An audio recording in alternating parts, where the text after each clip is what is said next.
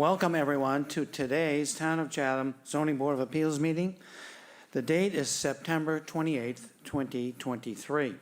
Pursuant to Governor Healy's March 29th, 2023 signing of the Acts of 2023, extending certain COVID-19 measures adopted during the state of emergency, suspending certain provisions of the open meeting law until March 31st, 2025. This meeting of the ZBA is being conducted in person and via remote participation.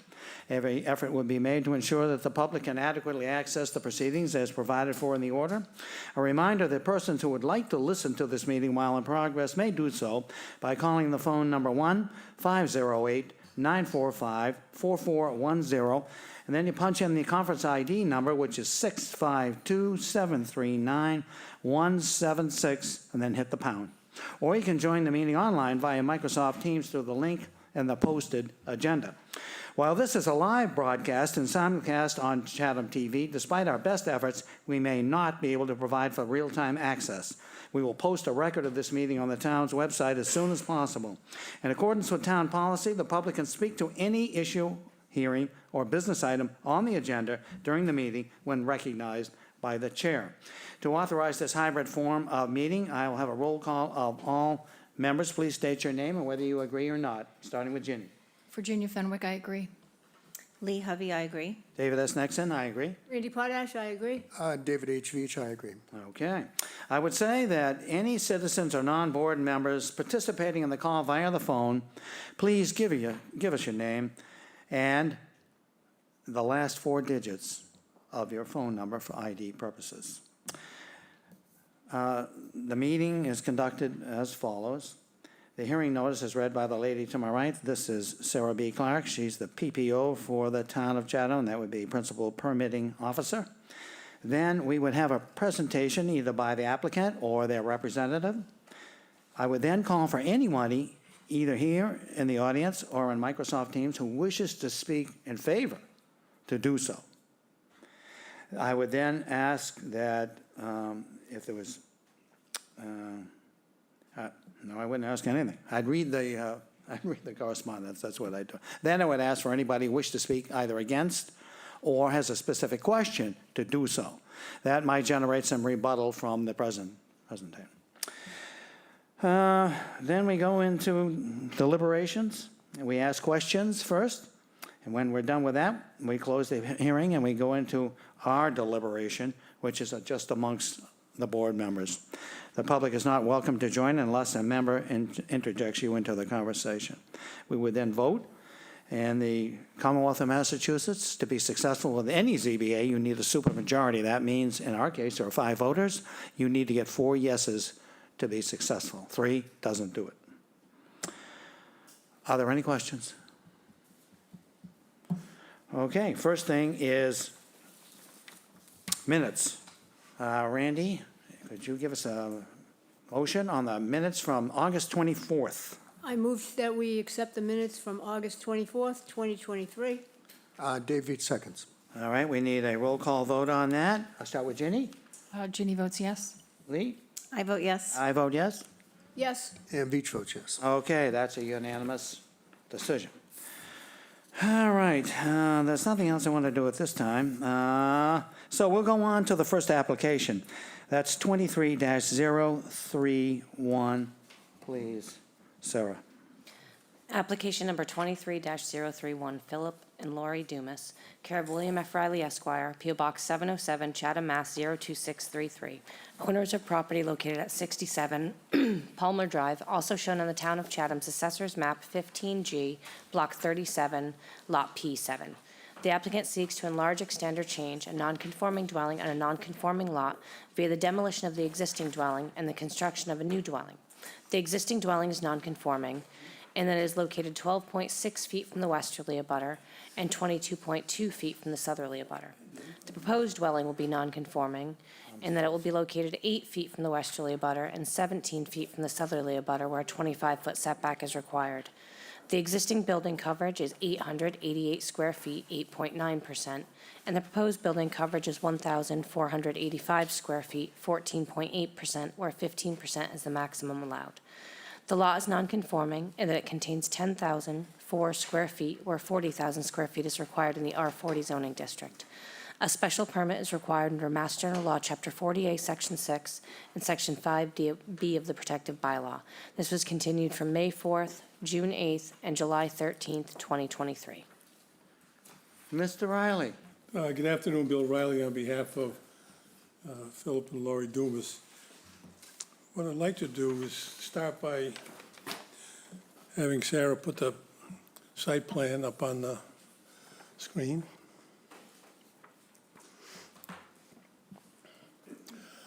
Okay, so as you may recall, when we were here previously, we had a building that was off-center on the lot with a swimming pool on the north side. And we were only 17 feet from our southerly property line. Since we last saw you, the Dumases have really done a complete redesign of the building and relocation of the building. So the building is now basically centered on the lot. It's 29 feet from the northerly, 26 feet from the northerly boundary, and 29 feet from the southerly boundary. Where the building is 25 feet from the rear property line, although they have a stoop, which is 19 feet from the property line. And then on the northerly side, they have a small deck on the second floor that is 24.6 feet from the northerly property line, where the setback is 25 feet. So, but I wanted to point out that, so that's a significant difference from the previous application. You want to go to the building elevations, please? Bill, Rick actually removed the deck that was offset because that would have required a variance. I'm sorry, what? Rick Roy, he removed that second floor balcony, so now it's inset and flush with the building, so that way he didn't need a variance. You know, Rick, the great communicator? Well, in any event,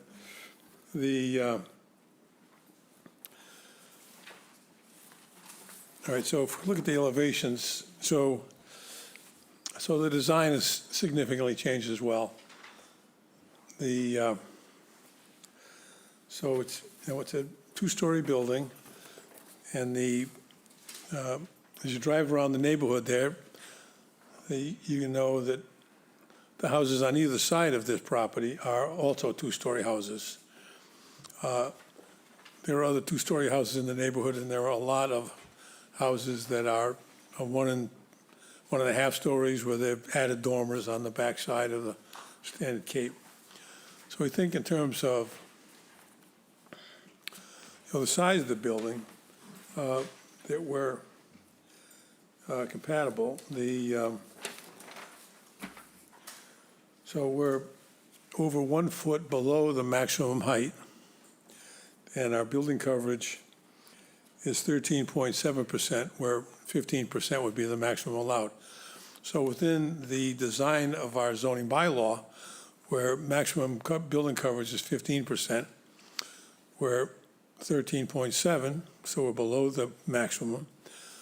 The maximum height of the building is 30 feet from the adjacent grade, but we're more than 1 foot below the maximum height.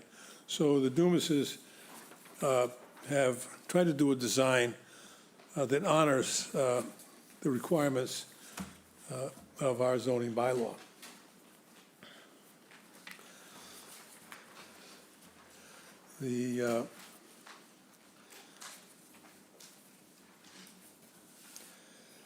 On the design aspect, I don't know why they expect a lawyer to talk about design, but I think Rick's in Greece. I think that's the problem. But it's a gambrel design, very simple in its design. It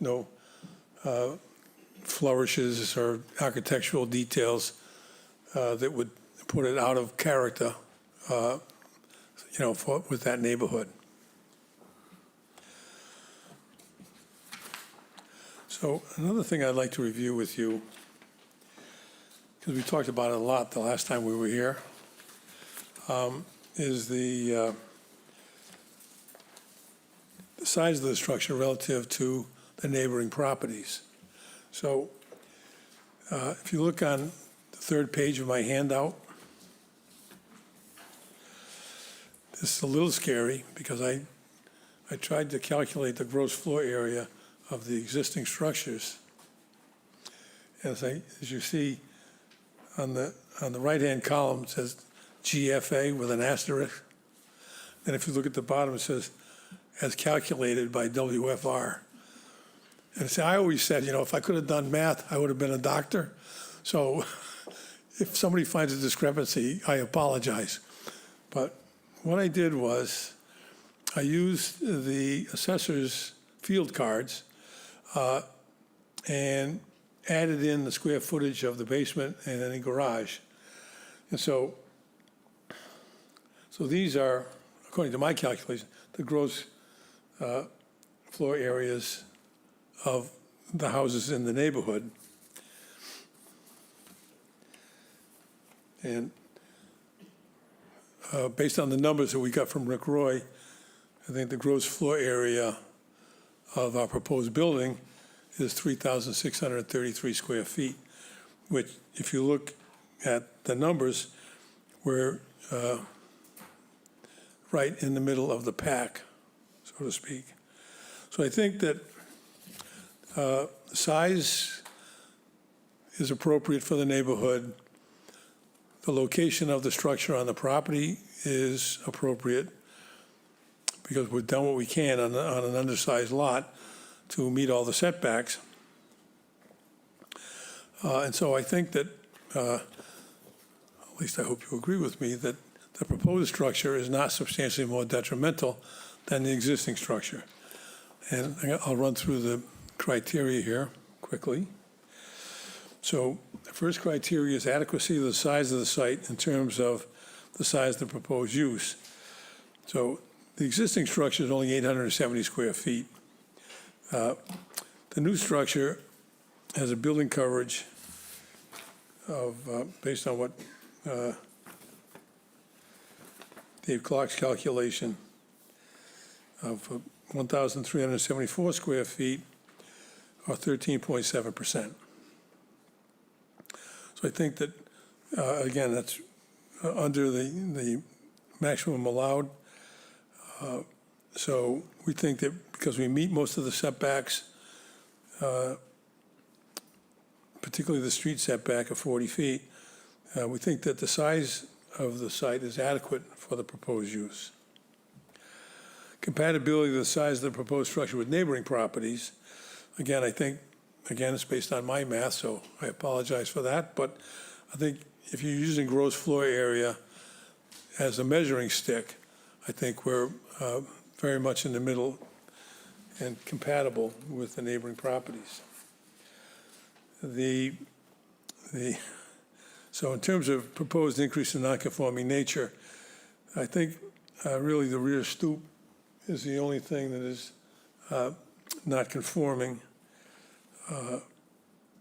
Everything else is conforming. So I think that we have an increase in living space, which under Bjorkland and Bransford is an increase in the nonconformity, an intensification of the nonconformity. Suitability of the site, including but not limited to impact on neighboring properties. So I've always interpreted this criteria as one that says, what impact is the construction going to have on the neighborhood? And of course, if you've been out there, as I'm sure you have been, it's very level, and there are no wetlands or water bodies in the immediate vicinity, so we don't believe there'll be any negative impact as a result of the construction. So impact of scale, siting, and mass on neighborhood visual character, including views, vistas, and streetscapes.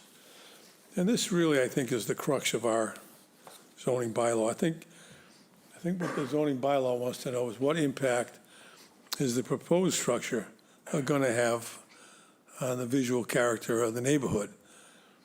Is it out of line? Is it strange looking? Whatever the concerns are. I believe that the design that the Dumases have come up with it's a gambrel, but it's a very simple, unadorned gambrel. And I think it fits in with the neighborhood. There are no views or vistas here, but I think on the streetscape, we believe that it's a substantial improvement over the existing small cottage, and very much in keeping with the neighboring properties. Compatibility of the proposed use with neighboring uses, so it's a single-family residence in a single-family neighborhood, and will continue to be compatible. Method of sewage disposal, source of water and drainage. This project does include a brand-new septic system, but source of water and drainage remain the same. Impact on traffic flow and safety, we believe there'll be no impact on traffic flow and safety. And likewise, we don't believe there'll be any negative impact on noise and litter. And adequacy of utilities and other public services are adequate, and there's no deficiency. And 11 and 12 are not applicable. So that'd be our presentation for today. Thank you. Is there anyone here today, either in the audience or on Microsoft Teams, that wishes to speak in favor of this? If so, please indicate now you'd like to join the conversation. There's no one to speak in favor. I'll read the correspondence. This is a letter. It's from Carol and Neil Tuderis, 59 Palmer Drive. They write on July 18th. We live at 59, and although late to respond, would like now to voice our concern regarding the new construction proposal. The proposal to build a second story and swimming pool on the site is out of scale and just too big and out of character for the neighborhood. In addition, we do not like the fact that the setback from our house has been changed, allowing the proposed structure to be too close to our house. The current law should be law and not compromise. We appreciate your review and your denial of the proposed construction. We were traveling and unable to sufficiently review the application until our arrival back to Chatham this July. Thank you again for your time and effort on this matter. There's no other correspondence. Mr. Riley, did you want to comment on that? Or shall I go on to other Well, folks? I think that they obviously haven't seen the new plans. Yeah, and this was written in July, right? Yeah. Yeah, okay. Is there anyone in the audience or on Microsoft Teams that wishes to either ask a specific question or speak against this application? If so, please indicate you'd like to join the conversation. There's no one in opposition or with a question. Okay, we'll have questions from the board. Jeannie? Thank you, Mr. Riley. Quick question on the height. And maybe this has the footnote WFR on it, but is the height correct on the cover page, what was advertised? I see 28, 3/8, but my calculation is 28.7. I just wanted to clarify. I'm completely dependent upon Dave Clark's numbers. Okay, this wasn't a WFR. I was just making a joke. Okay. No, I'm asking because it doesn't match the site plan, and then furthermore, it's actually getting taller than the last time we looked at it, and I was surprised to see that. I don't recall the last time we looked at it, but if the first number you cited came from the design people. No, it came from the cover page. It came from the what? So David Clark's plan does reflect 28 feet, 8 3/8 inches for the height. Okay. All right. So I just wanted to clarify that because I was surprised to see that it's not a lot, but we're talking about inches from the maximum. And I think the last hearing was clearly about setbacks was the primary, but I know I specifically talked about the height, and I thought the height was too high last time at 28 too. That's why I wanted to just clarify what it was. That's all I have. Lee, No questions. Randy, So I'm a glutton for punishment, and I listened to the prior tapes, and it appears to me now that the pool is not on the table. That's at all. correct. And it's not even possible to put one in because you've readjusted the placement of the house, right? Right, that's right, because the pool is a structure that has to be set back.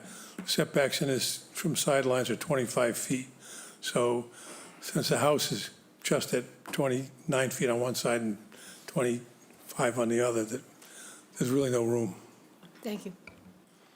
Dave, So I just, and also, looking at the proposed elevations, so you said that the height is, what did you say, a foot below the requirements or something? Well, according to Dave Clark's calculations,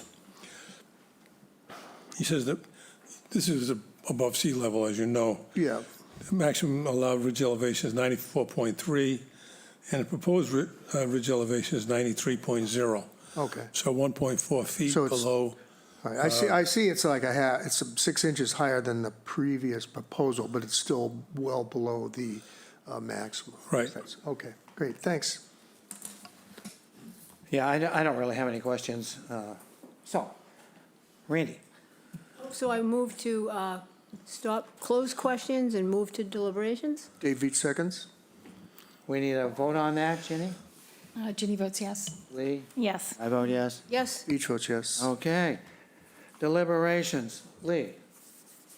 Well, I'm very pleased with the placement of the new home. It's nicely centered in the lot, and obviously eliminating the pool helped a lot with that. I think it meets all of our criteria, so I will be voting in favor of this. Randy? So I totally agree with Lee, and that was easy. Dave? Yeah, I was happy to see them move it, and especially after then seeing the neighbors' concerns about proximity from July. So the elimination of the pool and moving and the redesign, I think it meets our criteria, and I don't see it as substantially more detrimental. There's a gambrel just next to it, on the property next to it, and so it's not a shocking departure from the neighborhood architecturally. So I will support it, yeah. Ginny? I agree with my colleagues. The setbacks are improved. The gambrel there are other gambrels in the neighborhood. But I do want to just say, personally, I think when I look at the numbers, I'm looking at your numbers that you provided on page 3 of your criteria sheet. I just, the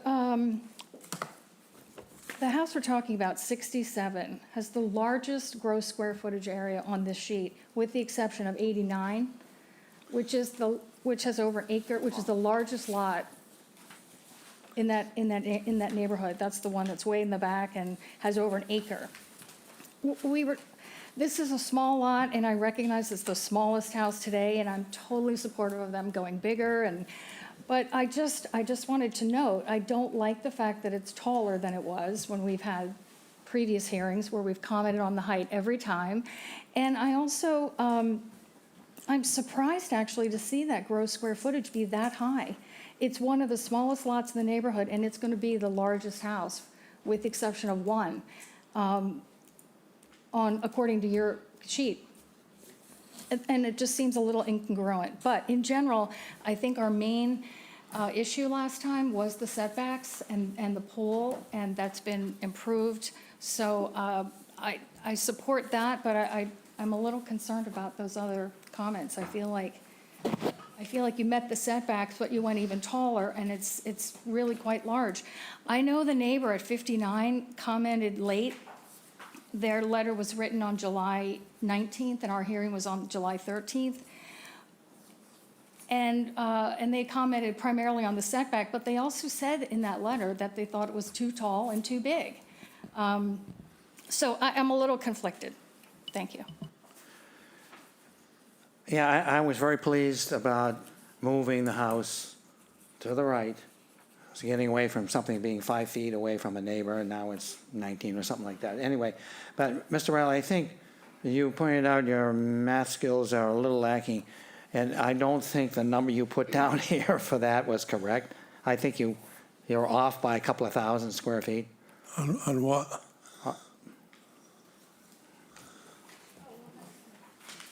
You put down for 67 that the GFA is going to be 5576, and I don't think that that's the number you used in your presentation. Seems to me it was 3,000 something, but I just, That's correct. It's That's what I thought, 3,000 so- It's 3,576. so Jenny, he was off by a couple of thousand square feet. Yeah, Well, I feel better about that. Okay.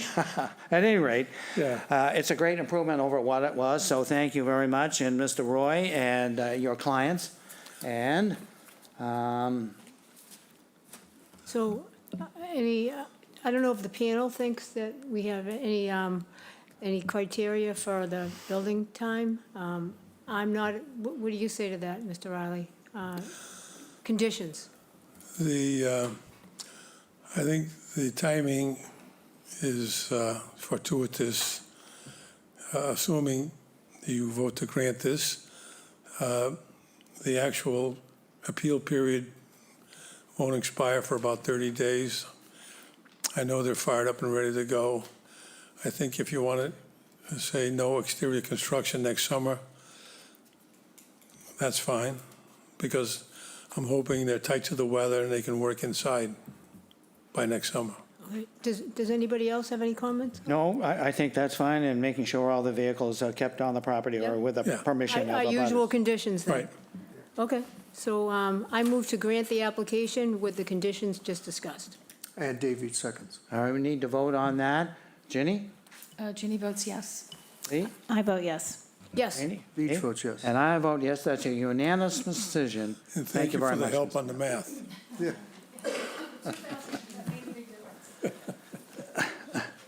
It's not too late for you to go back to school and major in math. It's too late now. Maybe we should get a slide rule for him. Oh, okay, no. No, it would be 10,000 square.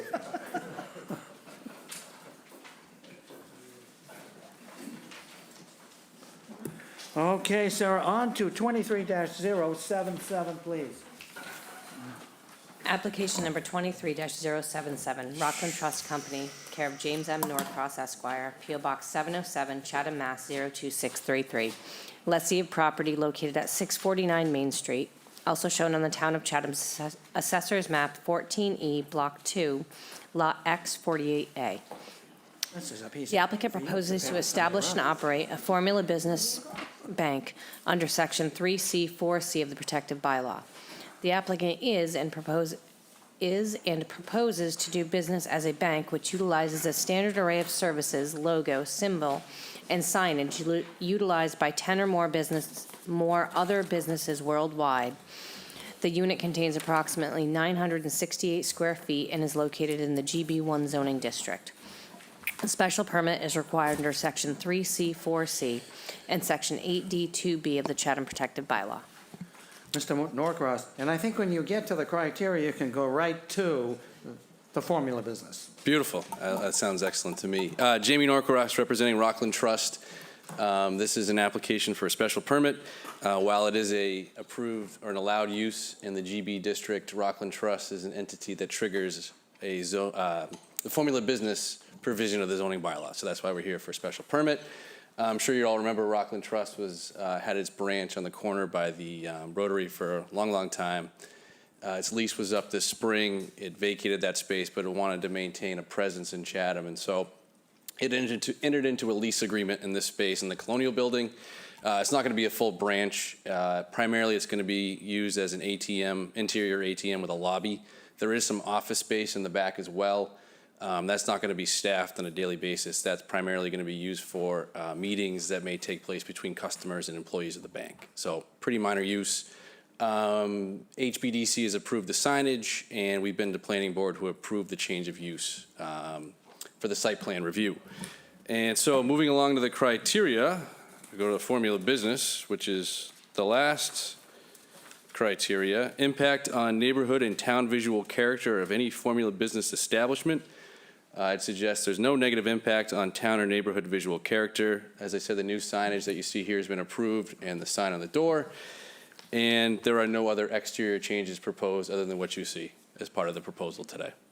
So that'd be our presentation. All right, thank you. Is there anyone here today on Microsoft Teams that wishes to speak in favor of this? There's no one to speak in favor. Then I'll read the correspondence. The first is from Judith Giorgio. She's the Board of Health agent. She writes, on September 26th, I have no concerns regarding this proposal. And then we have a note from Ryan Christenberry. She is the principal planner for the town of Chatham, and she writes for the planning board on September 12th, the planning board approved a site plan change of use application on August 28th. And then from the HBDC, we have a certificate of appropriateness. It was voted on 5 in favor, 0 against, 0 abstaining. And it reads, it's approved. Any changes have to go back in front of them, but there's no specifics that we need to worry about. And, oh yeah, well, I got the sign. The window sign, the HBDC says, they met and rendered the following decision. They voted 5 in favor, 0 against, 0 abstaining. It's approved. And again, any change has to go back in front of them. And finally, a wall sign, and it's the same deal, voted, no, not the same deal at all. Historic Business District Commission met, and they voted 2 in favor, 3 against for a wall sign. So it was denied. Why? The proposed sign appeared out of place and dominated the corner of the building. Was there reasoning for that? Okay. Is there anyone who would like to speak against this or has a specific question? Now is the time to bring it up, and please indicate you want to join the meeting. There is no one with a question or in opposition. Okay. Randy, questions? Dave? No questions, Dave. Ginny? Lee? No questions. Okay. So I move to closed questioning and move to deliberations. Dave Veach seconds. We need a vote on that, Ginny? Ginny votes yes. Lee? I vote yes. Yes. Veach votes yes. I vote yes. Okay. Dave? Well, I certainly don't think that this, this certainly meets all of our criteria, especially the formula business criteria. I don't see it as any negative impact on the neighborhood. And given that Rockland Mag has had a presence right next door for a long time, I don't think I don't think anyone would have a problem with this proposal at all. So I will support it. Ginny? I agree with Dave Each. I would support it. Lee? I agree as well. And I support it as well. I also do. You know, when a business closes, as Rockland did, they have a lot of customers. And having a machine there where you can get $25 or whatever you need is a real plus. So, I can heartily recommend this. So, So we don't need any conditions. I don't think so. It's already done. It's already done. Well, move to approve as presented. Dave Veach seconds. And we need a vote on that. Ginny? Ginny votes yes. Lee? I vote yes. I vote yes. Yes. Randy? Veach votes yes. Okay, that's unanimous. Great. Thank you very much, Thank you very Jamie.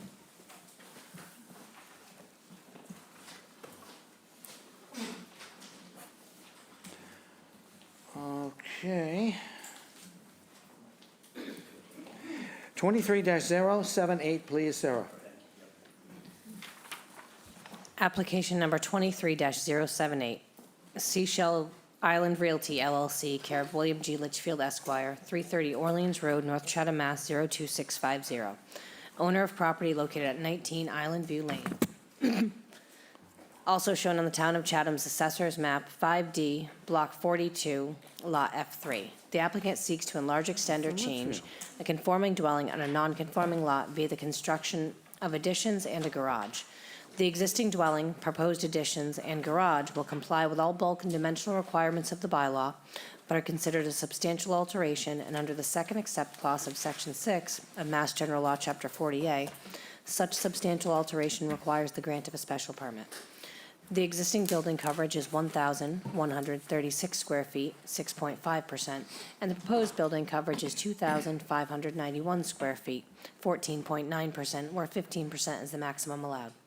The lot is non-conforming in that it contains 17,407 square feet, where 20,000 square feet is required in the R20 zoning district.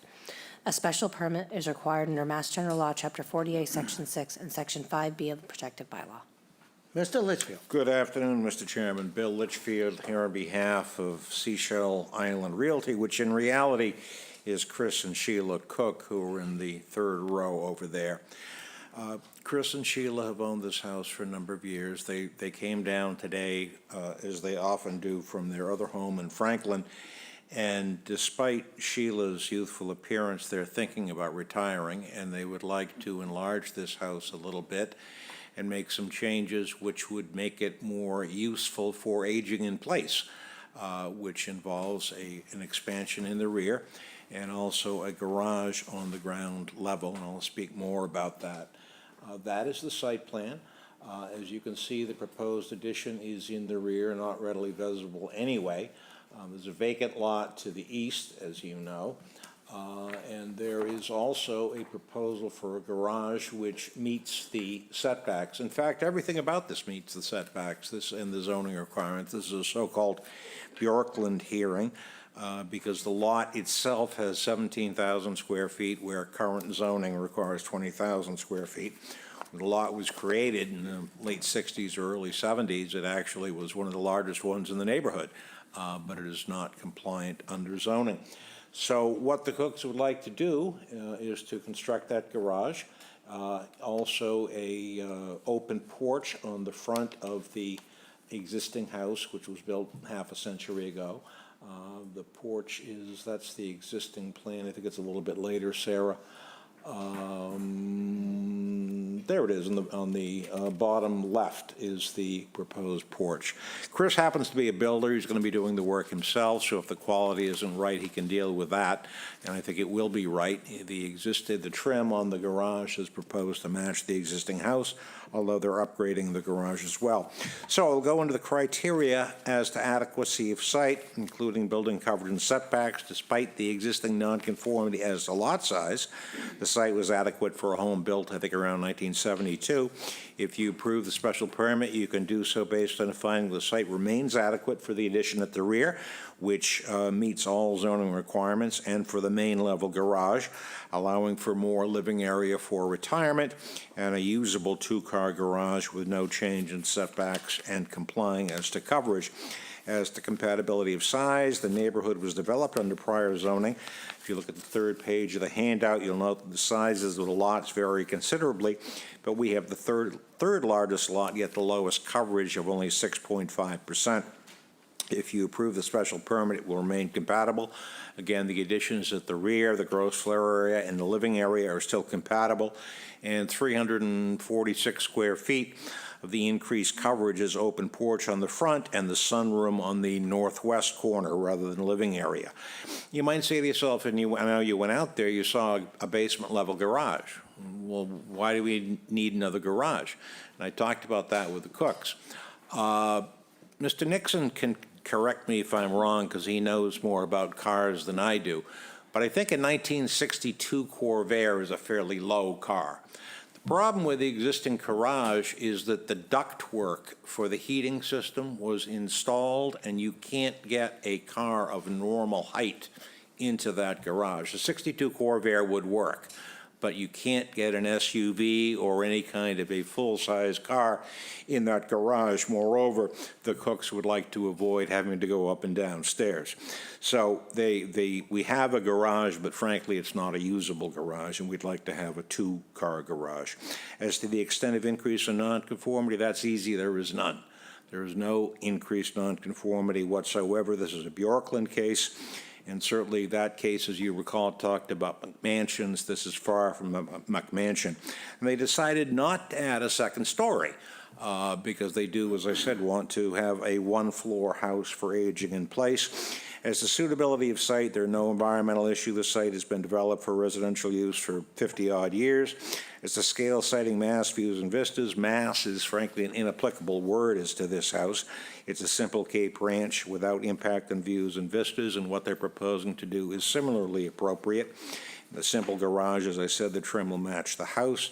The addition in the rear can't really be seen, but the neighbors have reviewed and are supportive. The chair will read 3 letters from neighbors who are very much aware of what the Cooks would like to do and support it. No change or impact on views and vistas, no change in compatibility of use, which is sheerly residential. As to adequacy of water and sewer, we have town water at Title V for 3 bedrooms. The Board of Health, through the health agent, has reviewed the plans, and the chair will read a letter expressing no concerns. As to impact on flow and safety, traffic flow and safety, there's none, but if you drove down into the driveway, you found that turning around to exit is rather difficult if you in fact did that. So there's a marginal improvement there.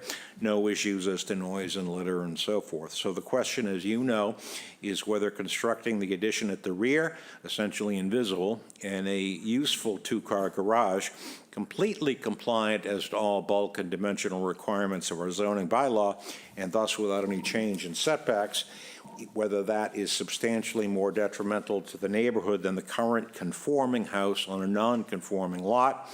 Having discussed this with their neighbors and received the support of the neighbors, Chris and Sheila again made a decision not to go up, which might have impacted mass a little bit. They didn't want to add a second story, but instead they wanted to go out to the rear where the change would be far less visible, have no impact on the neighborhood where they expect to retire. The small but useful garage with room for 2 cars rather than the less than one that they presently have would also be an understandable and I think appropriate request. So given the criteria and the plans, you can find I think you can find that constructing the addition at the rear and the garage with a change in coverage, obviously, but only as allowed by the bylaw and with the support of their neighbors, is not substantially more detrimental to the neighborhood. One other observation, when I looked at the plan without having been out there, I said the angle of the garage doesn't make a lot of sense. When you go out there, they angled the garage to meet the existing driveway, so it does make sense, as you saw when you went out there. Be happy to answer any questions. Thank you very much. Is there anyone here today or on Microsoft Teams who would like to speak in favor of this application? If so, please indicate you'd like to join the meeting. There's no one to speak in favor. Okay, I'll read the correspondence. First is from Judith Giorgio, health agent for the town of Chatham. She writes on 9/26, I have reviewed the plan to renovate. The plan as proposed does not appear to add septic to the existing 3-bedroom property. The use of the existing septic system is acceptable for continued use, and the additions and garage will not encroach on the required setbacks to the system. Then we have a note. This is from Cynthia Casey. She writes on September 12th. Let's see. Brian and Cynthia Casey have written, we've been longtime summer residents of South Chatham and recently became full-time residents by moving into our home on Cockle Cove. We fully support the petition and respectfully ask the board to approve the project. Our neighbors, Chris and Sheila, shared the plans with us and explained why they're changing their home. We believe that the proposed home/structures fits very well in South Chatham, and particularly in the Island View Lane neighborhood. The planned home's appearance is lovely and enables the Cooks to have a comfortable home that functions well for their family. The project is well thought out and fits well. And Brian and Cynthia Casey's address is 444 Cockle Cove Road. And then we have a note. This is from Tim Burns, who writes on September 27th. Good afternoon. My name is Tim Burns, and we own 30 Island View Drive, which abuts 19. There is a proposal for work to be done. We fully support this request. Any opportunity to improve the homes in Chatham should be seen as a great opportunity. Also, the Cooks are great neighbors. Thank you, Tim Burns. And then we have a note from Clarence Watson. Hello, this is on September 27th. Hello, I just wanted to let you know I fully support the proposed work to be done next door. And Clarence Watson's address is 7 Island View Lane. That's the extent of the correspondence. Is there anyone here today or on Microsoft Teams that wishes to speak either against or has a specific question If so, now is the time to indicate you'd like to join the meeting. There is no one in opposition or with a question.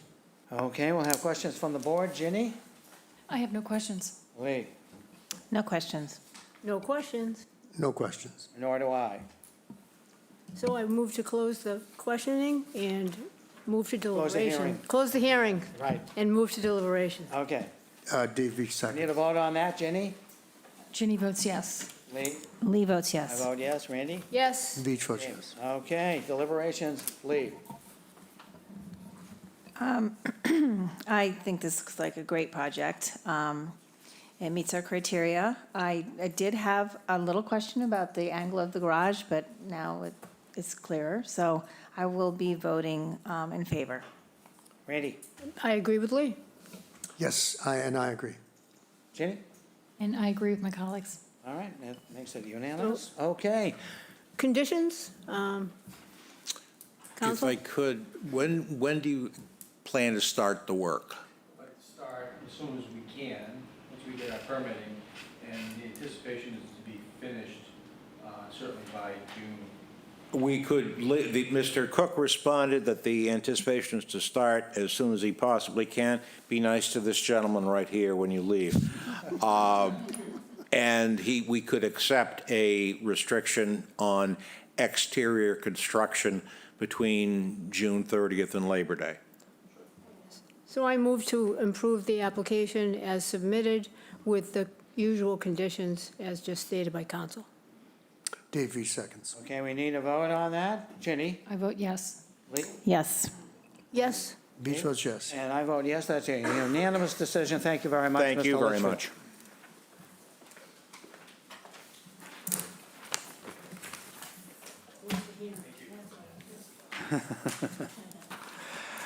Okay, sir, on to 23-079, please.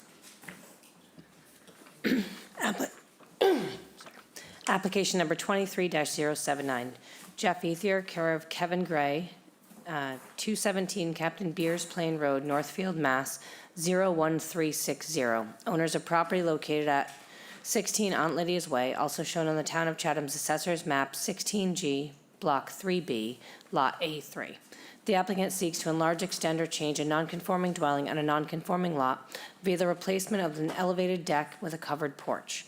The existing building coverage is 3,138.5 square feet, and the proposed building coverage is 3,501.9 square feet, where 2,950 square feet is the maximum allowed. The lot is nonconforming in that it contains 26,334 square feet, where 40,000 square feet is required in the R40 zoning district. A special permit is required under Mass General Law, Chapter 40A, Section 6, and Section 5B of the protective bylaw. Do we have Mr. Gray in the audience? I am Jeff Ethier on Teams, the homeowner. Okay, we'll be with you in just a second. Sarah, I asked Sarah if she would review for us the history of this property, because it's, questions that come up, and I think we all need to kind of follow through what happened from the beginning. The first question is, what happened? Why is it more than the 2,950 square feet? And so, Sarah, if you would give us a little history of this property, we would greatly appreciate it, please. So the dwelling was constructed in 2003. At that time, the original plan, site plan that was submitted, showed that the coverage would be 2,950 square feet. In 2003, the building department and/or commissioner at that time didn't require a final as-built plan be submitted that showed building coverage. Therefore, it's been 20 years since the house was built. When they came for the building permit in 2023, we found that it is over the 2950, and because it was properly permitted after 6 years, the building coverage is now legally non-conforming. So they are able to come by special permit for approval. Okay, and so when we first went out to this property 6-7 months ago, whenever it was, there was the outline of an outdoor kitchen, the pool was being built, and there was, I think, there was some sort of demolition on the property. What was that? Yeah. I believe they were, and Jeff, correct me if I'm wrong, the installation of the swimming pool, there was an outdoor kitchen. Earlier this year, they had come before the board seeking to put a roof over the outdoor kitchen. They withdrew that application, came back to the building department. It was gonna meet all the setbacks. They changed it to a pergola, so it didn't add any additional coverage to the site. So I'm guessing the excavation and work that you saw was related to the pool. Okay, and on the subject of the pergola, that has been put over the outdoor kitchen. And if you walk around it, on the inside of it, and it's beautiful incidentally, there's all kinds of cabinets, and there's built-ins, there's, a couple of refrigerators, there's cabinets that go up. So I asked the question of Sarah and also Jay Briggs, our building commissioner, when would that constitute a structure that would need to be permitted with a special permit? And their answer was it wouldn't be, because it's the pergola that drives it. And therefore, what you see that they built, because when I saw it, I said, whoa, this looks like almost another structure, because it's quite large. So anyway, so they are here today. This goes back to the roof that was built over the essentially entrance or exit from the house that you see. And with that, the owner is here to tell us why he wished that to be. And go ahead, the floor is yours. Sure. So, I'm here today to talk about the special permit that I was asked to apply for based on the structure deck that I had applied for a permit for early in the spring. We had built the deck per the building permit drawings that were submitted. And I believe that after the inspections were approved and done during the construction, while I believe the zoning board visited my property to look at the other permit I had applied for regarding, all around the outdoor kitchen pergola. It was noticed that the deck has a ceiling, as you can see on page 4 there. It's noted ceiling, and we built it to the drawings actually. So I was then questioned about why did we put a ceiling on the deck, and I responded it was in the drawings with the rain escape system as well as the ceiling, which was basically being inspected or had been inspected by the town official or officials during the construction process. And the reason why I wanted to have a ceiling system in it was so I could sit under it during inclement weather, or it would also help shade that area from rain and or any snow buildup if we get the occasional storm during the winter months, coming off of the kitchen to the backyard.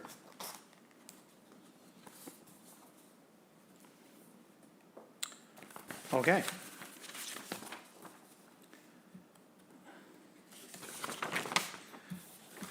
So before we have, I'll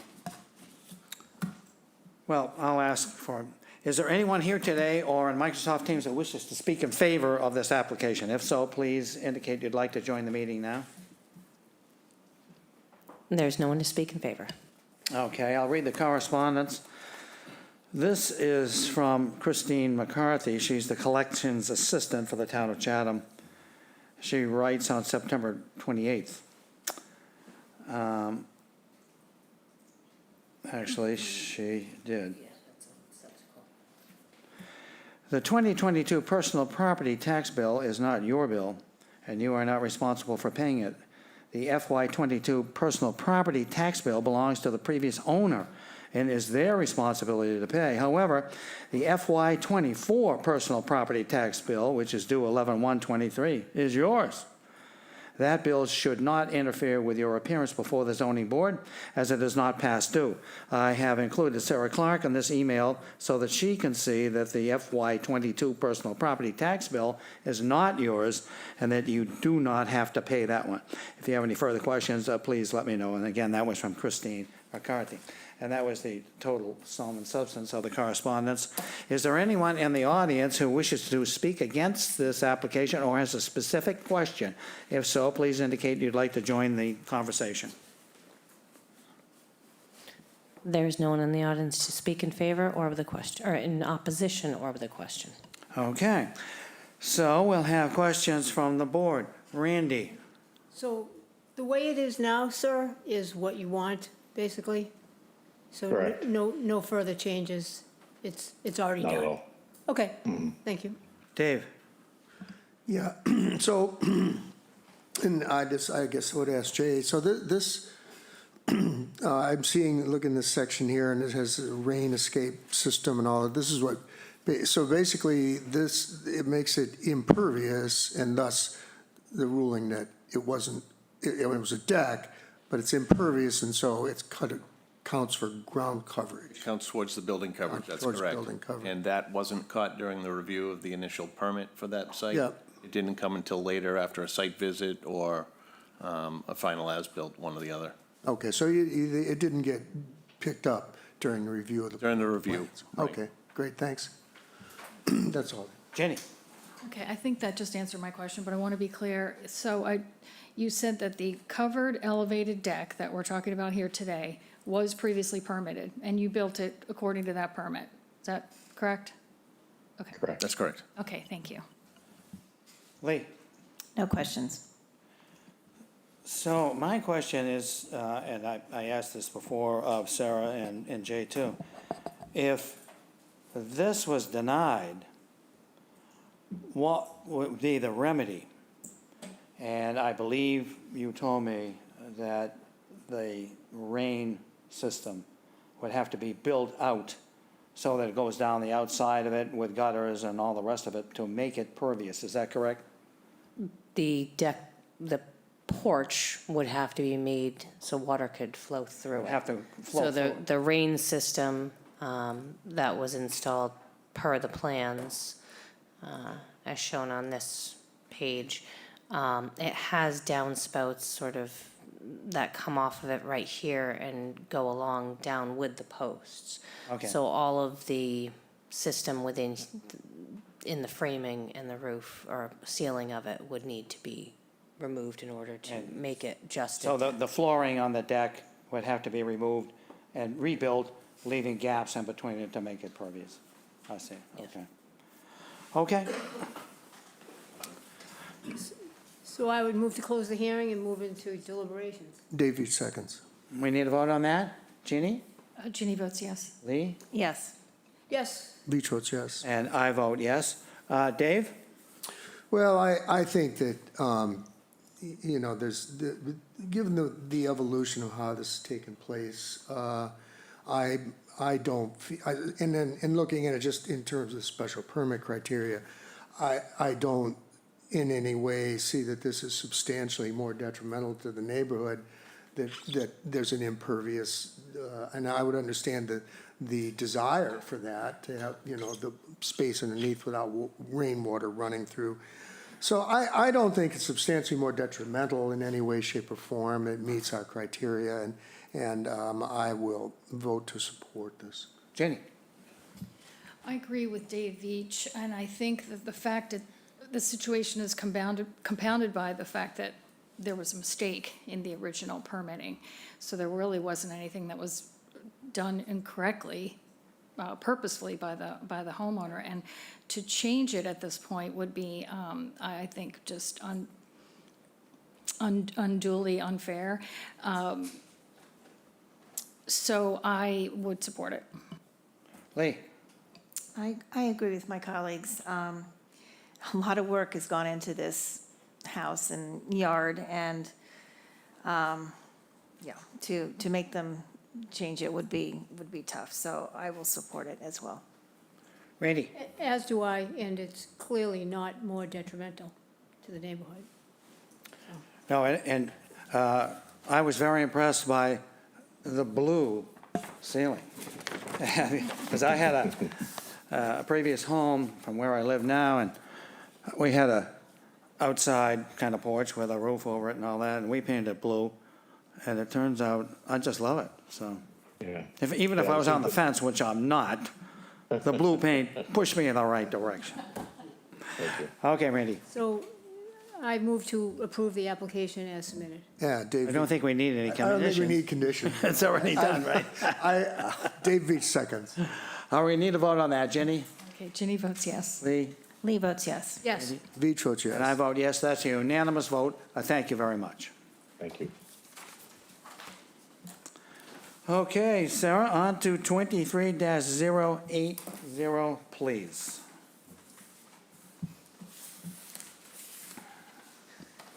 Application number 23-080, Matthew Damian Bober and Nancy Bober, care of Thad Eldridge, 1038 Main Street, Chatham, Mass. 02633. Owners of property located at 70 Strong Island Road, also shown on the Town of Chatham's Assessor's Map 13M, Block 37, Lot C14. The applicant seeks to enlarge, extend, or change a non-conforming dwelling on a non-conforming lot via the removal of bay windows and the construction of decks. Also proposed is the installation of fencing and a boulder wall with stone steps within a coastal conservancy district floodplain elevation 11, and the relocation of exterior mechanical system appliances, AC condensers, and the addition of a generator. The existing dwelling is non-conforming, and it is located 34.8 feet from Strong Island Road, 24.8 feet from the easterly abutter, and 1 foot from the coastal conservancy district. The existing exterior mechanical system appliances are non-conforming, and that they are located 17.4 feet from the easterly abutter. The proposed deck will be non-conforming, and that it will be located 35.2 feet from Strong Island Road, where a 40-foot setback is required, and 8 feet from the coastal conservancy district, where a 50-foot setback is required. The other deck will be non-conforming, in that it will be located 23.2 feet from the easterly abutter, where a 25-foot setback is required, and 0 feet from the coastal conservancy district, where a 50-foot setback is required. The exterior mechanical system appliances will be non-conforming, and that they will be located 19.5 feet from the easterly abutter, where a 25-foot setback is required. The existing building coverage is 2,058 square feet, 18.9%, and the proposed building coverage is 2,040 square feet, 18.5%, where 15% is the maximum allowed. The lot is non-conforming in that it contains 10,900 square feet of buildable upland where 20,000 square feet is required, and contains 22,424 square feet of land area where 40,000 square feet is required in the R40 zoning district. A special permit is required under Mass General Law, Chapter 40A, Sections 6 and 9, and Sections 5B and 8D2B of the protective bylaw. Welcome, Thad. Thank you. Good afternoon. For the record, Thad Eldridge, East Southeast. Nancy and Matt Bober are with me out in the audience. They purchased the home in 2016. They moved in 2021, and they started a list of all the repairs that were needed to the 1982 structure. The insurance company came along and added to that list. So some of these changes that we're proposing are wants and some are needs. You may have noticed that they've started some of the renovations to the home. The roof has started. They've been able to change out some of the windows. The siding and trim will be coming along shortly.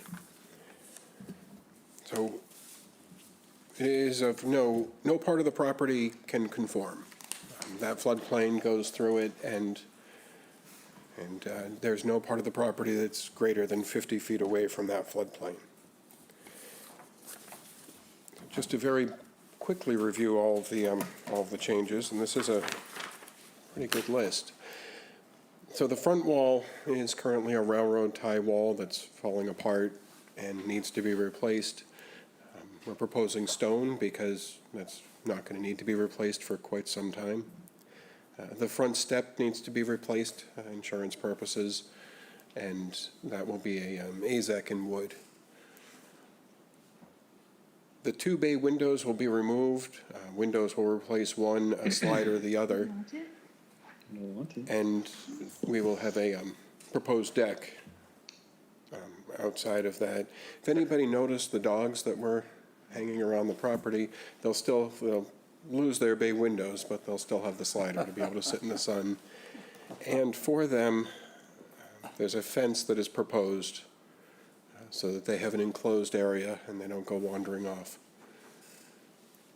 From there, a bulkhead is proposed to have access to the basement, brick walkway to connect the deck to the existing brick walkway and to the breezeway.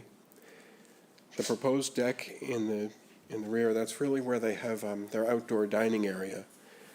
The step that exists there now doesn't meet code. That needs to be replaced. And if we proposed a patio back here, we wouldn't need the zoning relief for it, but that step would take up a significant amount. So the plan is to put a deck out here that gives them enough room for their grill and their table. We put in a set of stairs in so they could continue accessing to the south where their rinse station is, and a set of stairs to the north, really to get to the HVAC and the AC. I'm sorry, HVAC and generator. Could you switch to sheet 2 for a moment? The messy sheet. So once upon a time, there was a doorway that led into the basement, and the previous owner had sealed off that doorway and filled in the area. And if anyone made it back there, you'll see that it's not a complete job. So part of our proposal is to restore the coastal bank to what we believe was the former location of it. That'll give them a flat area here, allowing them to take those mechanical items out of the floodplain, put them up high. This will also keep the floodplain from being so close to the house. So it's a little bit of defense by restoring that bank. You'll notice all this hatching. We've been to the Conservation Commission, and that's all the mitigation and then some that we need for the project. You'll read a letter that they were pleased with it. The whole slope, that's proposed to be a wildflower meadow, so Matt won't have to mow it quite so often. I believe I've hit on everything. I realize that there's quite a bit on the list, but I figured we'd come once instead of 12 times. If there are questions, I'm happy to answer them. Oh, I should probably go through the criteria. If you would. So the adequacy of the size of the site, we're going down a little bit because those bay windows are being taken out of the calculation, 18.9 to 18.5. We feel that the site is adequate for the existing home. The footprints of the houses in vicinity vary in size. This is still at the lower end of the footprint. We're not really getting into that. The nonconformities, we're increasing slightly. The 1 foot to the Conservancy District will go to 0 feet with the proposed deck, and the side yard setback will change about 1.6 feet. And that side yard is up against Conservation Foundation property that will never be developed. We're proposing an improvement to the natural environment, restoration of the bank, the removal of all the railroad tie structures. I didn't note there's also railroad tie stairs that are falling apart going down that slope. Those will be removed as part of this. The abutting properties will not be negatively impacted. We're not changing the siding or the mass of the structure. The neighborhood visual appearance will improve with the change out of that wall. It's residential, just like everything else in this neighborhood. The septic is not changing, nor are the bedrooms. No impact on the traffic flow, noise and litter. The utilities are adequate, and it's not a formula business. The project, as far as the floodplain, we're keeping the structure out and away from the floodplain. We're making a minor modification to that floodplain for protection, restoration of the bank.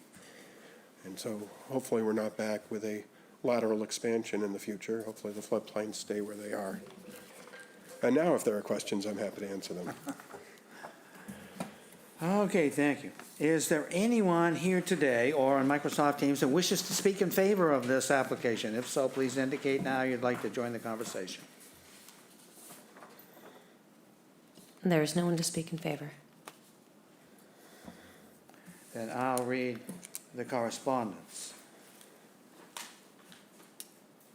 This is from Judith Giorgio, health agent for the town. On 9/26, I have reviewed the plan to renovate by adding decks and replacing windows. The plan as proposed does not add septic flow to the existing property, nor encroach on any components of the system. The location of the proposed exterior mechanical system is acceptable. This is a note from the Conservation Commission.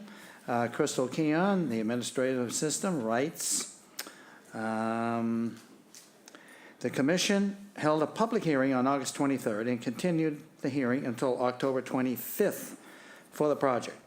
The project is scheduled for an order of conditions on October 25th, when it will be conditioned to meet the performance standards under the Wetlands Protection Act and the town of local wetland bylaw and regulations promulgated thereunder.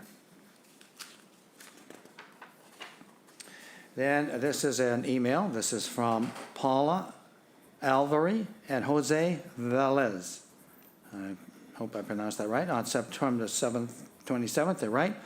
Jose and I are direct abutters and will overlook the changes they propose. We are sending this email to let you know we are in full support of the modest changes they propose for their property. And that's the extent of the correspondence.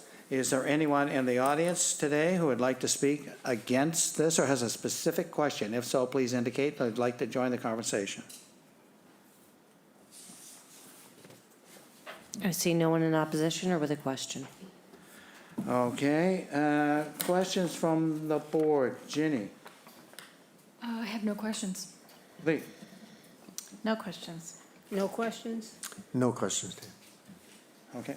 I move to close the hearing and move to deliberations. David seconds. Need a vote on that, Ginny? I vote yes. Lee? Yes. Yeah, Vich votes yes. And I vote yes. Okay, deliberations. Lee? Well, I think it is great that the Bobers were able to keep this house in the family. We were able to speak a little bit when we visited the site, and it's a great piece of property. The landscaping is amazing. I love the decks, especially the little larger one off to the side. The fact that the smaller deck is 0 feet from the CCD, I think that's okay. I think restoring the bank is very positive. It's very positive too. So I will be voting in favor. Randy? Lee is leading the charge today on very good comments that I agree with. Dave? Yeah, absolutely. I agree with Lee. I mean, I know the Bober family's had this property for a long time, and I think these improvements will enhance the neighborhood, certainly not substantially more detrimental, and meets all of our criteria. I'll support it. Jenny? So first of all, nice presentation, Thad. Thank you. I agree, the improvements to the property and to the house more than offset what I think are really modest increases to the nonconformities. I watched the conservation hearing, and I liked, and I want to quote something that I heard the neighbor, Mr. Kissinger, say, consistently and significantly adding to the attractiveness of the property.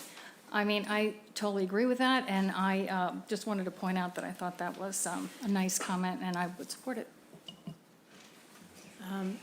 Any conditions that you know of, Mr. Eldridge? I think we'll be able to finish everything off by summer. Okay, so I move to approve the application as submitted with our usual conditions. Dave Vich seconds. All right. Need a vote? Ginny? Ginny votes yes. I vote yes. Yes. Vich votes yes. And I vote yes. That's a unanimous decision. Thank you very much, Thank you so Thad, much. and Have a great afternoon. thank you for coming today. Thank you.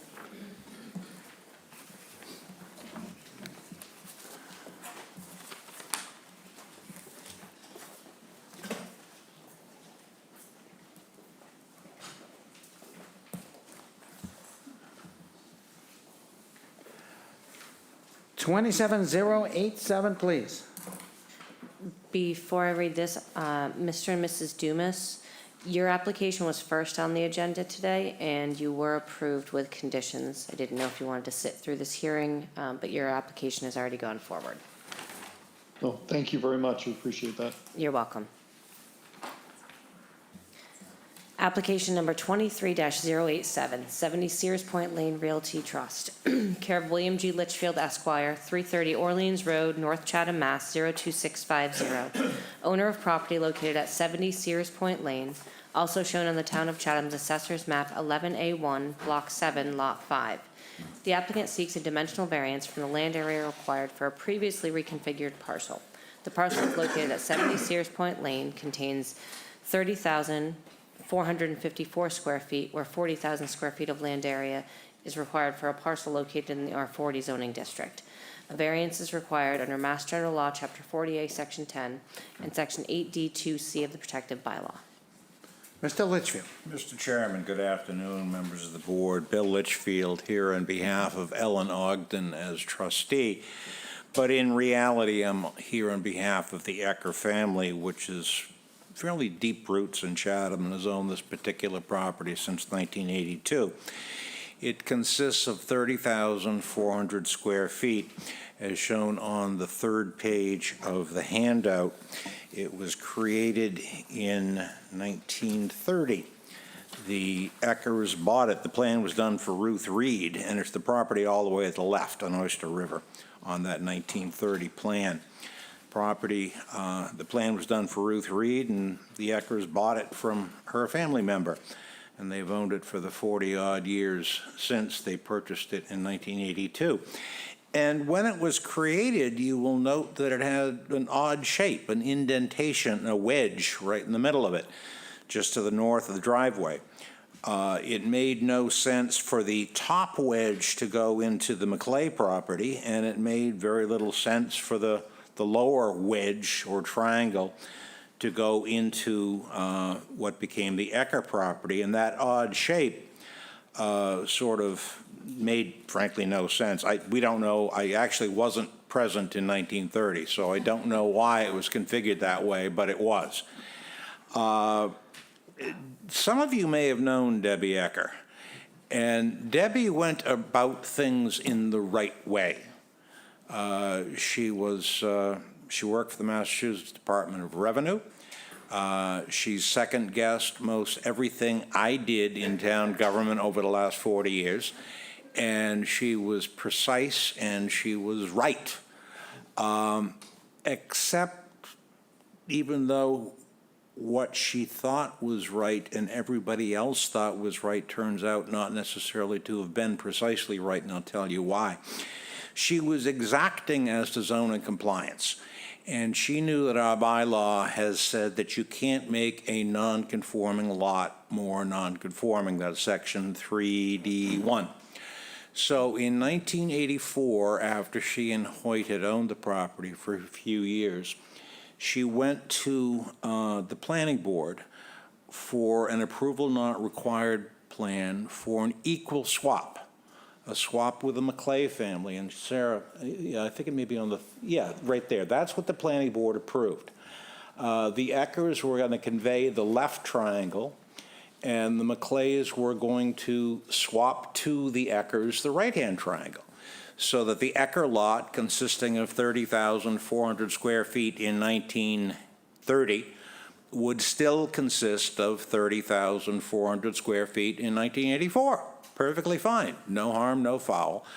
There were many, many, many such conveyances or land swaps over the years. Interestingly, though, this approval not required plan does not contain on it language saying that our endorsement does not constitute zoning compliance, because everybody assumed it did. The non-conforming lot was the same as the non-conforming lot, except that it made more sense in terms of its shape. The only note on there is that the two triangular parcels by themselves didn't have sufficient area, but were to be conveyed to abutters.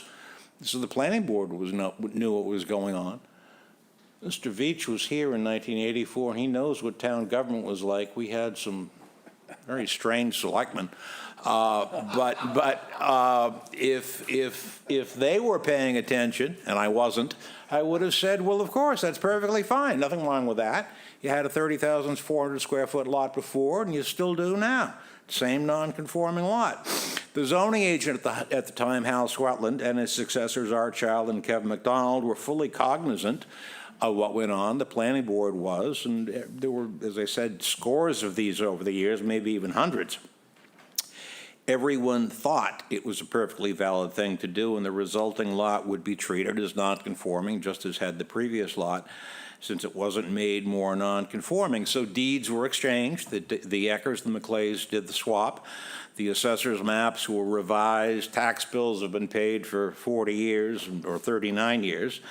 And in fact, at one point, Hoyt and Debbie obtained a building permit for the remodeled and expanded garage on their lot using the 1984 plan.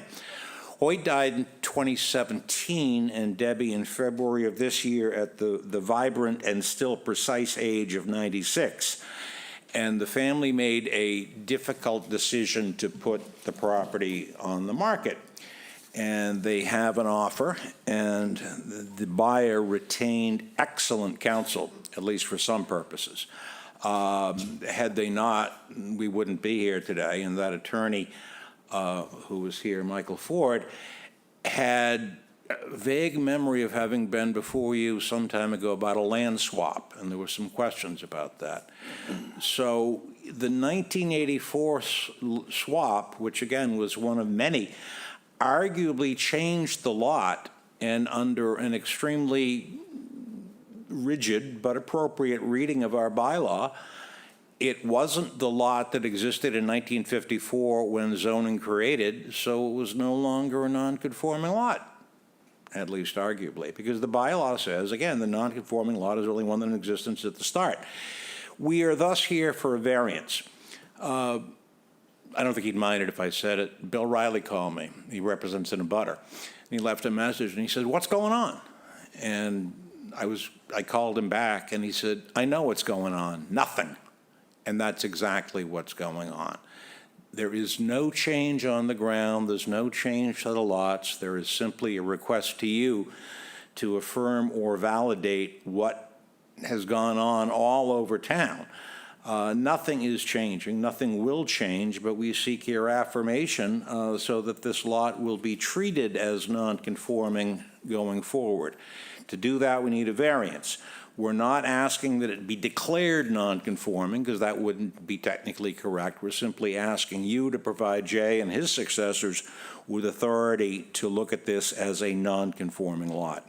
So we'll go into the criteria for a variance, which, as you know, requires that owing to circumstances relating to soil conditions, shape, or topography of land not affecting generally the zoning district, a literal enforcement of the provisions of the bylaw would involve hardship, financial or otherwise, and that desirable relief may be granted without substantial detriment to the public good and without nullifying or substantially derogating from the purpose and intent of the bylaw. As to the circumstances relating to the shape, notwithstanding having 30,000 square feet, by the way, this is an R40 district, both before and after the 1984 A&R plan, the shape of the prior lot with that number 2 wedge cut into it and the number 1 triangle being a part of it, that shape provided a logical and strong rationale for the swap then and for the variance now. When it was created in 1930, again, the lot had that indentation resulting in those 2 narrow strips. Interestingly, because our bylaw excludes from lot coverage or lot area, lot size, areas that are less than 30 feet wide, and both of those triangle points were eliminated. The swap and the variance actually makes the Ecker lot more conforming rather than less conforming, since all 30,400 square feet are now countable under our bylaw toward lot area. But the 1930 lot plainly had a shape not generally affecting the zoning district or the neighborhood, and thus that required aspect for a variance is met. The next issue is that a literal enforcement of the bylaw would involve hardship or financial. It is, and you went out there, it is a remarkable site. You've got a view from one lighthouse to the other. And that's why Hoyt and Debbie loved it as much as they did, and why their children were sorry to have to sell it. But absent validation by you of the reconfigured lot, which has existed for 4 decades, Mike has expressed an appropriate concern, and Jay has agreed with him, for the legal status of the lot and thus its marketability, which involves a very significant financial hardship, as you can imagine, if this is a non-saleable lot. The 2016 amendments to Chapter 40A, Section 7, arguably addresses the issue because it says if a structure has been there for more than 10 years, it's to be treated as non-conforming. That the statute, oddly enough, doesn't talk about lots. It just talks about structures. It's a fine point, but we think, I personally think that's sufficient, but I understand why the buyer would like validation. You could posit that an overly literal, almost pedantic view of the bylaw would cause the 1930 and post-1984 lots to be treated differently, but I understand why that is in front of us today. It treats one as non-conforming and the other as uncertain, perhaps non-compliant. Both of them have 30,000 square feet. The new one makes more sense in terms of shape, and is more conforming because of the lack of triangles. It's more logically and more compactly shaped. So I think it would be a literal enforcement of the provisions of the bylaw not validating this conveyance definitely would create a hardship. Finally, that desirable relief may be granted without substantial detriment to the public good. The bylaw's purpose, as you know, is to enhance the qualities which distinguish Chatham as a desirable community, and nothing here derogates from that in the least.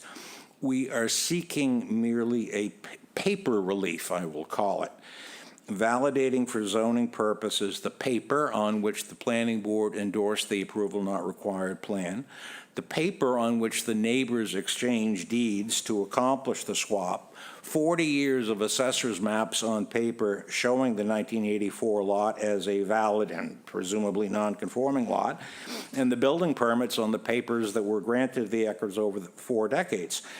Nothing changes except for one additional piece of paper, an affirmation by this board that 70 Sears Point Lane, still with 30,400 square feet in the R40 zone, just as it was in 1930 and when zoning began in 1954, is to be treated as non-conforming. There is no detriment to the public good or the purpose and intent of the bylaw from that. There have, as I said, been scores of similar land swaps over the years, maybe even hundreds. All of them for good and sensible reasons, sometimes the result of suggestions from Jay's predecessors, and always with their knowledge and approbation. And they've potentially created identical uncertainty. Staff is aware of the matter. Sarah and I have talked about this, and it may be addressed by the Community Development Department in the future in a bylaw amendment. But that doesn't deal with the problem that we have today. Instead, we need a determination by this board that the 1984 lot, being the 1930 lot minus the top parcel on the left and plus the dent on the right, that is for zoning purposes exactly the same. It's the same size, it's more compactly shaped, and we're simply asking that it be treated as non-conforming. That takes care of the hardship and the other aspects which the Ecker family is facing. So I think that you can find that owing to circumstances relating to shape, which are unique to this parcel and which don't generally affect the R40 zone, that a literal enforcement of the provisions of the bylaw, considering the 1930 and 1984 lots to be legally different, would involve a very substantial hardship, and that desirable relief may be granted without any detriment to the public good and without nullifying or substantially derogating from the purpose and intent of the bylaw. If your decision will reflect that the 1984 lot is to be treated as non-conforming, the matter is at a very satisfactory end, and one which is consistent with the bylaw, the state law, and also common sense. And I thank you. Thank you. Is there anyone here today who would like to speak in favor of this application or on Microsoft Teams? If so, please indicate that you'd like to join the conversation. There is no one to speak in favor. Do we have any correspondence at all? We have none. Okay. Is there anyone here today or on Microsoft Teams that wishes to speak either against this application or has a specific question? If so, please indicate you'd like to join the meeting. There is no one in opposition or with a question. Okay, questions from the board. Randy? Thank you, Mr. Chair. So thank you, council, for your presentation. My head is spinning a little bit, but, so I think I have two questions. One would be, and you're going to hate this, but just answer it if you could. If we didn't grant this variance, and we did have a bylaw change, say, next 2024, would that solve your problem? Well, I've had some experience with attaining two-thirds vote at town meetings. So I wouldn't necessarily rely on that. Moreover, Sarah, through the chair's grace, was very accommodating in allowing you to consider a sixth hearing today. We have a contract to sell the property in October. It can be extended until November. So that the direct answer is that if the planning board and the voters adopted something, it probably wouldn't be approved by the Attorney General until next August or next September, which is kind of that is a hardship problem. No, I get that, but would that in the long run, may it be long, but would it solve the problem for the future? A bylaw could. I think that the language in our bylaw that says a non-conforming lot is one in existence at the time of the zoning bylaws establishment or of a relevant amendment, or one which is validated or the result of a land swap in accordance with the other particulars of the Chatham bylaw. More elegant language than that, but yes, that would address the broader problem because we're not the only ones.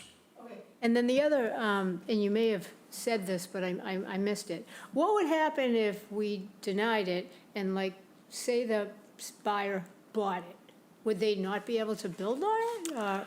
It's an interesting question, and I'd be happy to defer to Mr. Ford. My opinion is that the change in the 2016 change in the state law says that even if the lot is deemed non-compliant, that the structures after 10 years are non-compliant. But you can perhaps imagine that this is not an inexpensive piece of property. And I absolutely understand why the buyer is not inclined to go forward without the relief which I am seeking on their behalf. Is that because they wouldn't be able to make any changes on I the think house, that like tear it down? potentially, they don't know, and uncertainty is not a good thing with real estate purchases. Is that Okay, fair enough. Thank you. that Mr. Ford nods affirmatively. Dave? I have no questions, Dave. Jeannie? I feel a little silly asking this question because I think I heard you say it at least 5 times. You shared a lot of history, but implications, practical implications, like what Randy was saying, of today, the property would still be non-conforming. So anything that the potential future buyer were to want to do with that property would still have to come in front of the board? Absolutely. Okay. And the potential, I think fairly small, but the potential issue would be a bar to coming before you to make any changes without a variance. And as we know, variances are difficult. I'm experiencing that fact right now. But I think this is one that warrants it. But that's the potential issue, Ms. Fenwick. Okay. So there's no, not saying that was the reason. Obviously, I understand what you've articulated as the reason, but that wouldn't later on in hindsight have us feel like, oh, okay, so there's a benefit there that we didn't foresee. We would still have a 30,000 square foot lot with no frontage in an R40 zone. And with a coastal conservancy district setback, I believe that is the only nonconformity.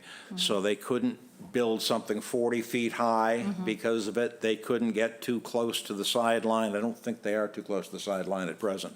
So actually, it gives you authority rather than leaving the property in this sort of nebulous, we don't really Okay. know what we are. Thank you for confirming. Lee? No questions. I move to close the hearing and move to deliberations. Dave Veach seconds. Deliberations. Do we vote? Would you vote on? We need- Yeah. Yeah, oh, I'm sorry. Yeah, we need to vote on going into it, yes. Ginny? Vote yes to go into it. Yes. Yes. Yes. Yes. Okay. Dave? Well, I think that Mr. Litchfield has argued, in my judgment, very successfully. Certainly in terms of common sense, it makes sense, but and I think also with respect to the law and the criteria that we need to find, this is a situation where I believe that we can find it meets all of those criteria very significantly, and so I will be supporting this. Ginny? I agree with Mr. Veach. Relief without detriment, hardship, and the circumstances of the, I'm not going to pretend I really understand that, but the topography and the land swap, I think it meets our criteria. Lee? I agree with my colleagues. Randy? I agree, but I struggle a little bit with the hardship because you could sell, you could wait for the bylaw change, and the hardship would be temporary. So I don't want to be the skunk at the picnic here, and I'm not going to vote no necessarily because of that, but I'm going to keep an open mind till I hear from the chair, who has a lot more experience than I do. Well, not too much experience with this kind of stuff, but I think Mr. Litchfield did show us that our criteria for hardship and everything else, if we didn't approve this, what we're doing is leaving this whole thing in limbo. And so when you just take that, the hardship to the family that wants to buy it, or the hardship to the family that wants to sell it, when you leave anything in limbo, people say, well, maybe it's not a good idea, or maybe I don't want to do this, And I don't think we as a board want to be in that business. It just doesn't make sense. People come to us for an answer. And can you do it, can you not do it, and whatnot. And so it would be, you and I have talked, Randy, about, doing things right, that represents what the town feels, And how's the town feel about it? So for us to deny this request, and this is pretty simple, would not be the right avenue for us to take. And Dave, just to say too, I mean, to think or even to consider that, a bylaw change is a done deal being done, far from the case. So I just think that there's a lot of hardship that can be generated if we don't support this. Yeah. Yes, poor Mr. Litchfield has about enough time with the 2/3 votes. I understand there's a petition out there to make all votes 2/3. Well, hopefully that won't get through. All right, so Randy. I move to accept the application, approve it as submitted. No, Dave Veach seconds. We need a vote on that. Jenny? Ginny votes yes. Lee? Lee votes yes. Yes. Veach votes yes. And I vote yes. That's a unanimous vote. Thank you very much. Thank you very Mr. much. We Litchfield. appreciate it. Thank you. Okay.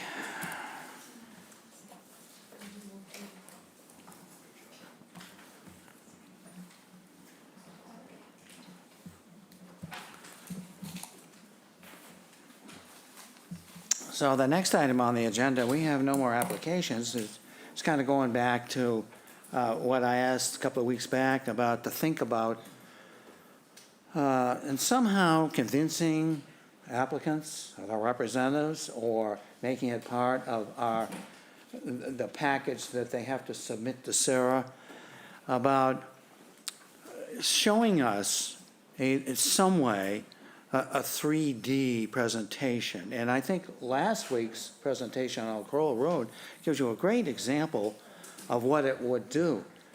You know, you saw, as I think as I said to Jamie, it spoke volumes about what this is as far as mass goes and, and all that kind of stuff.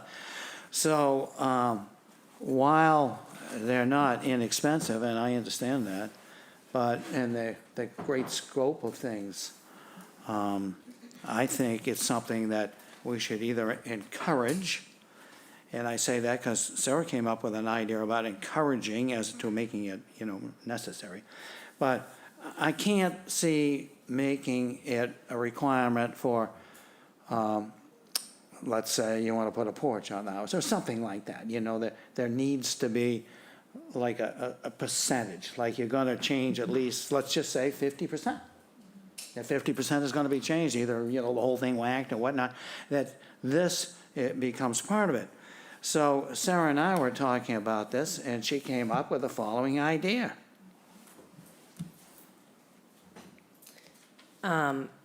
My thought was, rather than, because I know the board is very interested in massing, that the board could, through public hearing and amendment to their rules and regulations, require that a cross-section of the building be provided showing finished floor to finished ceiling height.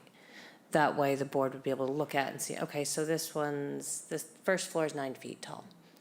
And you would have an idea, if they said, oh, we can drop it by a couple of inches or this or that, it would just be something right on paper in front of you that would give you an idea as to the overall mass of the structure. Because, as David said, the 3D can be very expensive and may not be necessary for every project. So, with that in mind, I said, well, okay, we can certainly encourage the 3D presentation.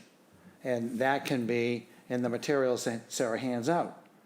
The board encourages you as part of a presentation, if you're going to be doing, let's just say, the 50% or whatever number that, that we come up, that you do submit a 3D, but that's not necessary. However, what she just said is, you have to give us that cross-section, so that we would at least have something. So with that in mind, so Dave, in your experience, do you think that that's fair, number one? And number two, if you had that cross-section, would that give you enough, as we had last week with that great presentation? It certainly helps.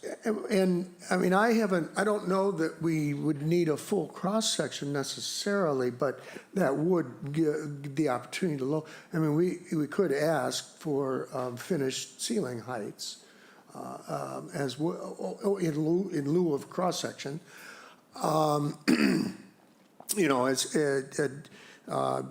As I said, in discussing with Jay, it seems like the higher ceilings have become quite the popular part of the presentations, but we don't have to necessarily, especially if we're looking at, a building being what we think is too high, we can approach some of that. We've had, I remember one down on, it was down on Stage Island at one point, where they came before seeking a variance for height, and I looked at the building and I looked at the ceiling heights and I went, whoa, and they changed it. They changed the roof pitch, brought the roof pitch down a little bit and got what they needed without having to exceed the height, rather than seeking a variance for rest height. But that's kind of an aside. I don't have any idea how much the charge is to do a 3D representation. About $3,000. Is it? Ooh, that's up there. You know, I know there are a number of programs that can do this and probably will get easier to do over time. So with that kind of money, wouldn't feel right with us requiring it, but I think encouraging it is a good idea because we have that criteria about scale sighting in mass. And that's a significant responsibility. And it's, you know, I've studied building plans for years, and I've got a reasoned skill in translating that into, you know, the idea of what the structure is going to look like and the massing and things. But that's not an easy thing to do necessarily. So to encourage that kind of presentation, or even if it's not, I mean, maybe even it's like, you know, somebody can do a SketchUp thing that they don't have to put so much work in, that they can charge us. I don't know. But I think encouraging people to give us some sort of 3D representation or, you know, like say, Chris Cannon comes to mind. His presentations usually have a drawing, a 3D, the word is escaping me right now, rendering, showing, and that in and of itself can be quite helpful to us. So it doesn't necessarily have to be the whole bird's eye come around. It just helps for the different members, and you know, and I don't think it's necessarily, I mean, the fact that I can do it, I wouldn't expect that you know, every member can be able to look at a plan and translate, especially trying to translate elevations to, you know, I can do that in my head kind of, but that's hard to do. And frequently elevations can be misleading in terms of trying to, and so it's just confusing.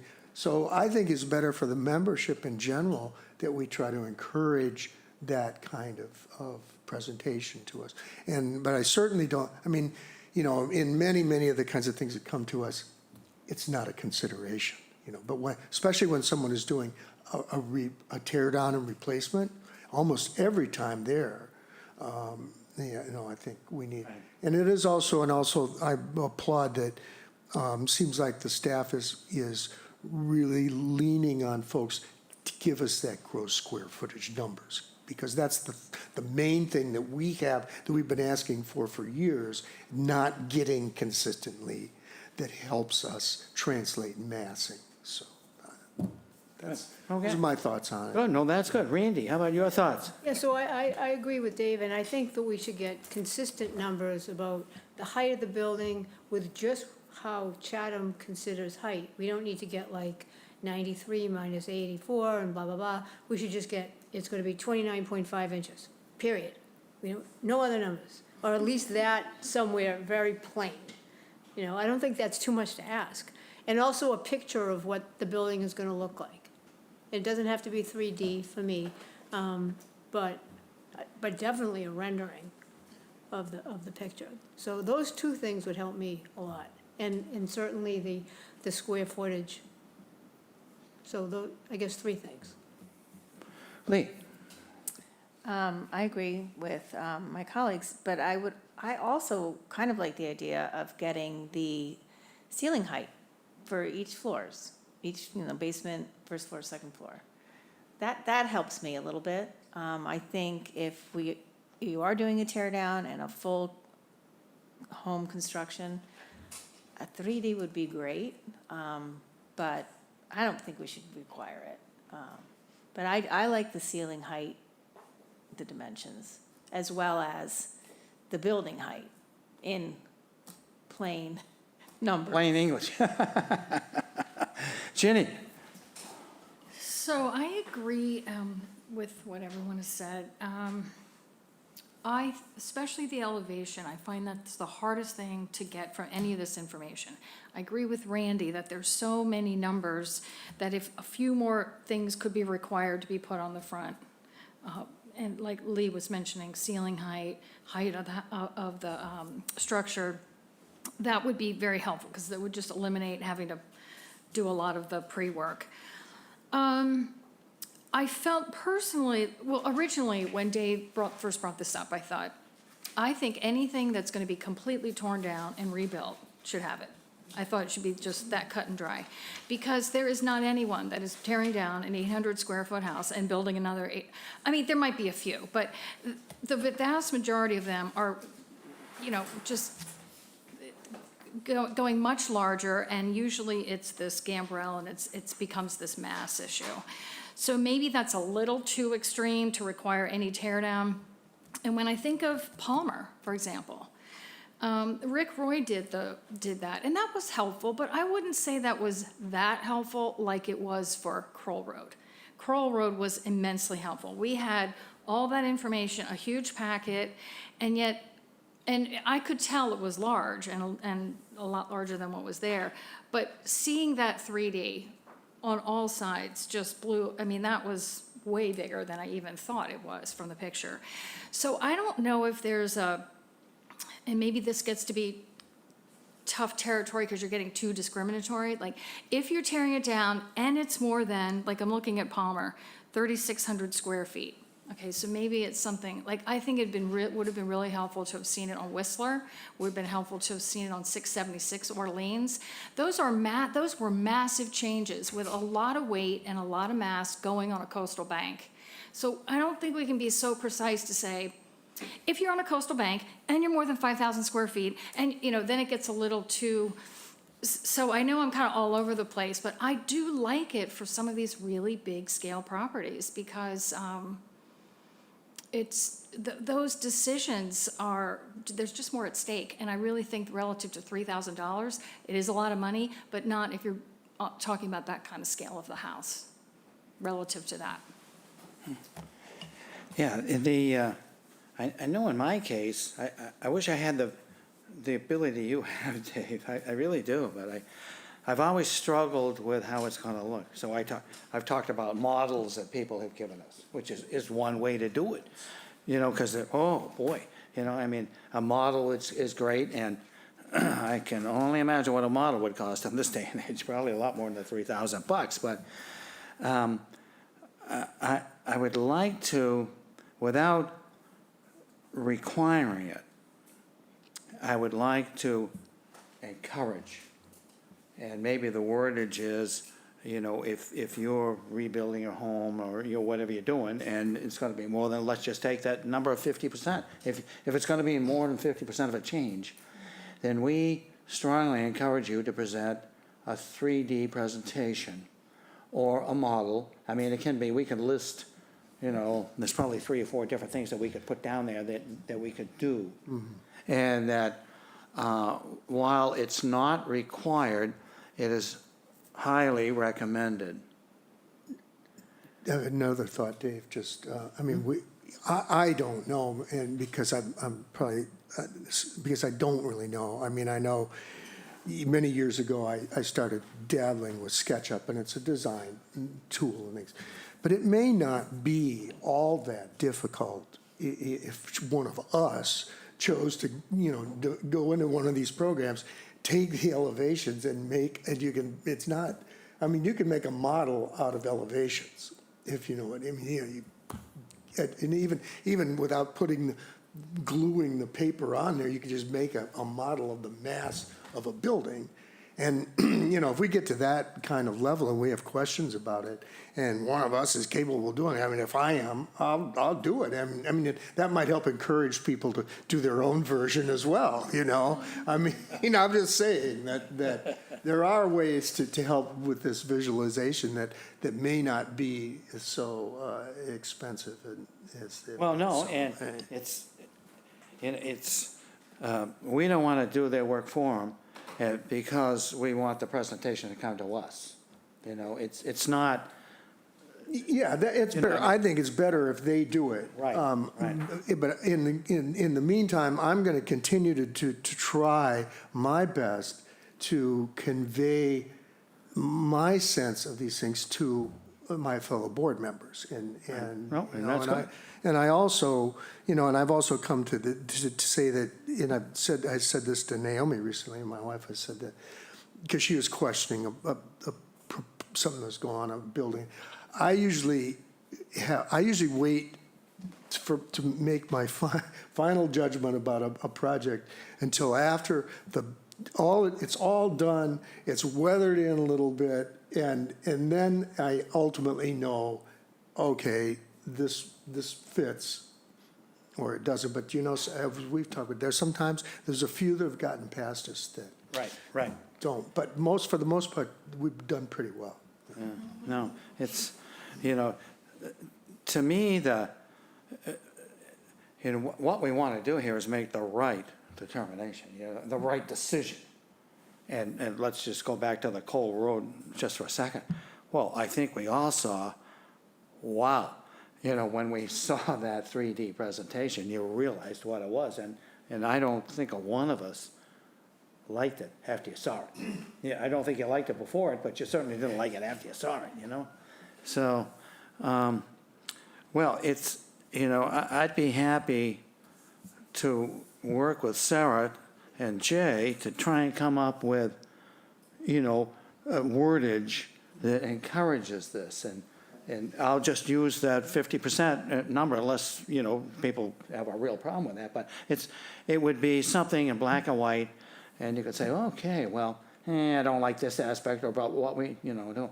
And then the specifics that you were talking about, Randy were talking about, and Ginny were talking about, and also you too, Lee, about, hey, I'd like to see, if you're not in a scenario or a position to give us a 3D presentation, well, okay, let's see something that shows us the ceiling heights, or let's, and so we could kind of go through that too, I think, Sarah, and kind of come up with things that are missing that we think.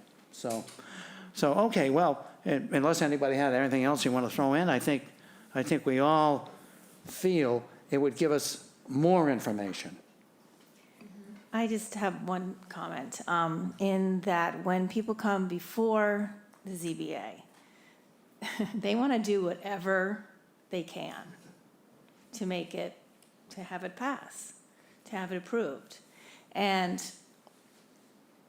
I think the wording needs to be very careful, because I don't want to sound like you have to do this. I don't want to make it a requirement. But even if we strongly encourage it, people are going to do it if they think it's going to make the difference. Which I hope that's the result. Okay, yeah. But you're right. I mean, we have to be kind of careful. I think we do. Okay. All right. So, Just one question. What about, who does that? Is it the builder, the architect? Who provides that service?